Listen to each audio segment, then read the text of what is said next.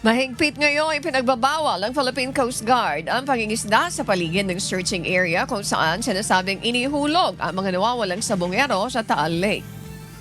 Para masigurong walang mangingisda sa lugar, magkatulong na nagbabantay ang mga PCG at mga kawani ng Philippine National Police Maritime Group malapit sa lugar. Ayon pa sa PCG, mula sa Ground Zero o 100 meters mula sa Pampang ay nag-i-extend sila ng nasa 10 hanggang 20 metro para sa ginagawang paghahanap. Sa kasalukuyan ay nasa 49 technical divers ang sumisisid sa ilalim ng lawa.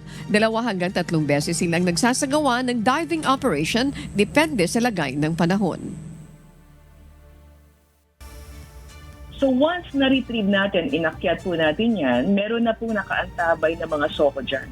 We automatically and immediately turn over yung ating recovered na object because we really wanted to observe the chain of custody and the preservation and integrity of those suspicious objects na nakukuha natin. So usually that is our process in retrieving this suspicious item or object na nakukuha ng ating mga technical divers.